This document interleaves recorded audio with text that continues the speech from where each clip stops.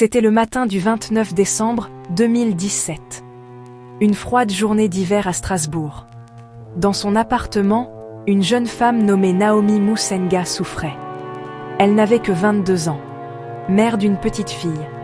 Elle fut saisie d'une douleur soudaine et atroce.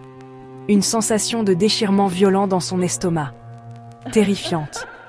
Désespérée, elle tendit la main vers son téléphone. Ses doigts tremblaient en composant le numéro du SAMU. SAMU, le numéro à appeler quand votre vie est en danger. Pour Naomi, c'était l'espoir.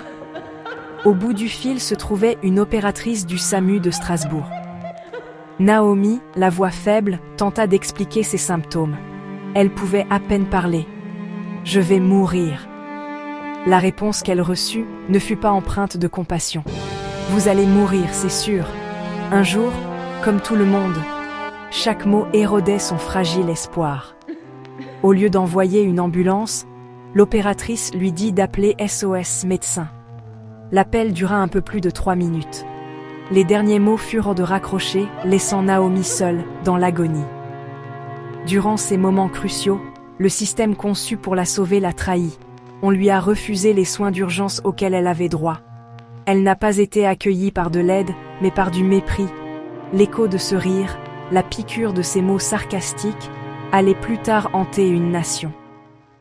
L'appel se termina, et avec lui, la meilleure chance de survie de Naomi. Chaque seconde devenait une éternité. Ce moment allait devenir le centre d'une tragédie nationale. Après la fin de l'appel, elle réussit à passer un dernier appel. Elle appela SOS médecin. Cette fois, son appel fut entendu. Le médecin comprit l'urgence. Le SAMU accepta d'envoyer de l'aide. Une ambulance fut finalement dépêchée. Mais un temps précieux avait été perdu. Ils la trouvèrent inconsciente. Son corps était en train de lâcher. Elle fut transportée d'urgence à l'hôpital. Une course contre une horloge ignorée trop longtemps. Défaillance multi-organique. Son corps ravagé de l'intérieur. Elle avait subi une crise cardiaque. Naomi Musenga, 22 ans, fut déclarée morte à 17h30. Victime d'un système qui n'a pas su écouter. Cause officielle, choc hémorragique avec défaillance multi-organique, une hémorragie interne. Pendant des mois, ce fut une tragédie privée. Puis la famille obtint l'enregistrement. Ils ont entendu ces derniers appels désespérés. En mai 2018, l'histoire a éclaté. Le média Hebdi a partagé l'audio. Soudain, la nation entière a pu l'entendre. Ils l'ont entendu dire « J'ai mal au ventre, je vais mourir ». Puis, la réponse sarcastique et les rires. L'effet fut immédiat et explosif. Le hashtag #Justice pour Naomi a été en tête des tendances. Des personnes de tous horizons ont exprimé colère et solidarité. Les autorités ont réagi. L'opératrice a été suspendue. L'enregistrement a révélé une faille dans le système de santé, ressources, formation, empathie. Le nom de Naomi Musenga est devenu le symbole d'un système qui avait manqué à son devoir humain le plus fondamental et d'une humanité qu'il faut préserver. La famille s'est lancée dans la quête de justice pour non-assistance à personne en danger. Ils ont refusé qu'elle soit oubliée.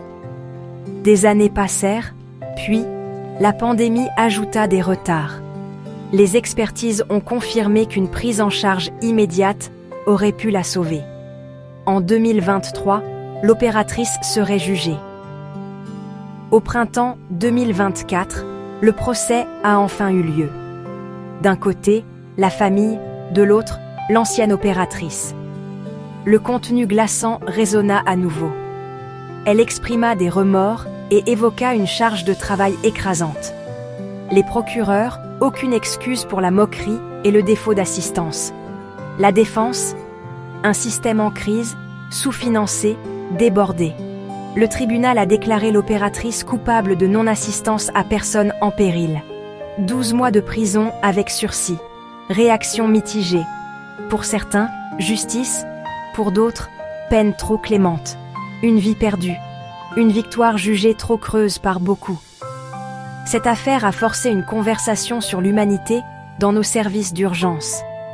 Besoin de réformes, meilleur financement, meilleure formation, meilleur soutien psychologique.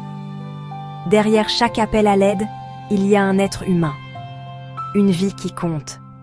Et c'est une leçon que notre société ne peut jamais se permettre d'oublier.